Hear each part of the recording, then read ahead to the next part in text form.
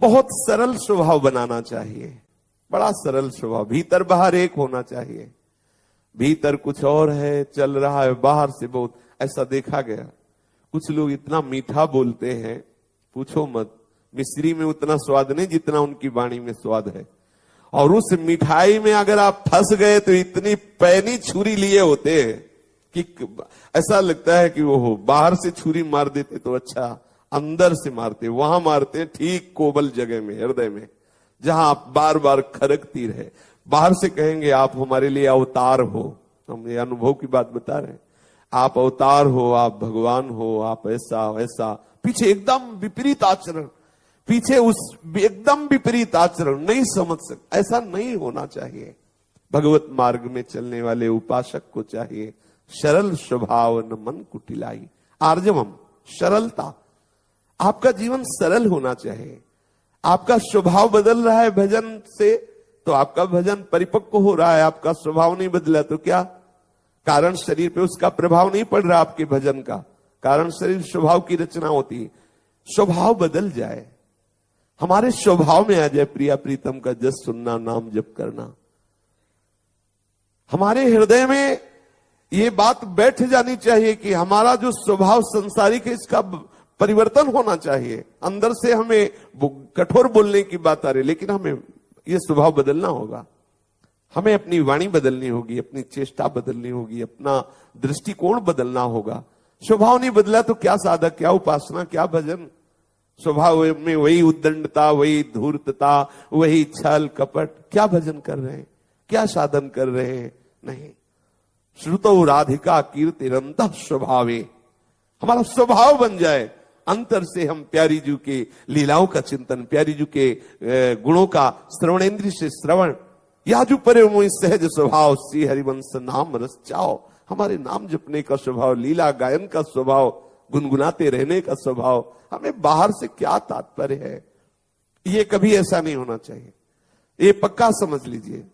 अगर आप सरल स्वभाव रहेंगे और आप सत्य वार्ता करेंगे, छल कपट नहीं, जो अंदर है वही बाहर, तो थोड़ी देर के लिए सामने वाला भले न समझ पाए, लेकिन एक दिन आपको जरूर प्यार करेगा, एक दिन जरूर आपका वो हृदय से सम्मान करेगा, क्योंकि आप सरल है ना। वो भले सरलता को न समझ पाए, लेकिन एक दिन समझेगा।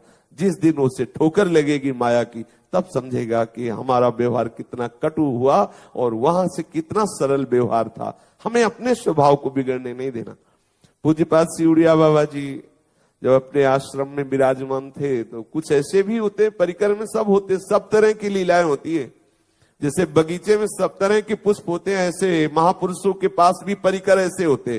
कुछ होते फूल चढ़ाने वाले, तो कुछ होते गला काटने वाले, साथी होते, प्रभु रखते हैं। देखो वैसे ही हुआ, वहीं तो रहता था, आश्रम में ही खाता था।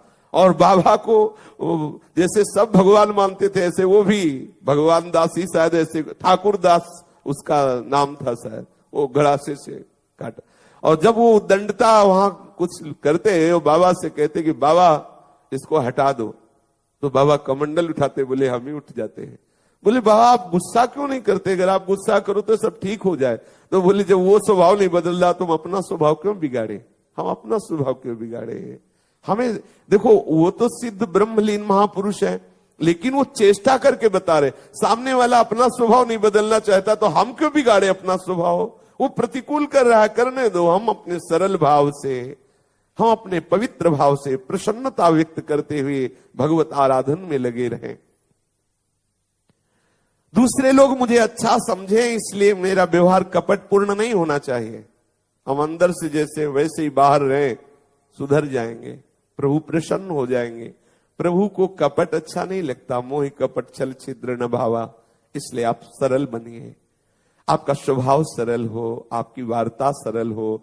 आप अंदर बाहर से दो बातें ना कीजिए, अंदर से कुछ और बाहर से कुछ और, ऐसा ठीक नहीं है।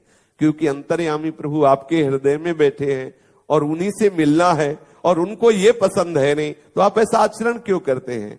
अंदर बाहर एक रहिए। आपकी कथनी और करनी एक होनी चाहिए। आपके अंतः में जो संकल्प बन रहा है वही वाणी में आना चाहिए। जो वाणी में बोल रहे हो वही आपके हृदय में होना चाहिए। इसे आर्जवम कहते हैं। साधक को सरलता अपनानी चाहिए। जो ऐसे सद्गुणों से युक्त होता है भगवान उसे बहुत प्यार करते हैं, प्रभु उसके अधीन हो जाते हैं। इसीलिए प्रभु ने कहा हम भक्त पराधीन हो।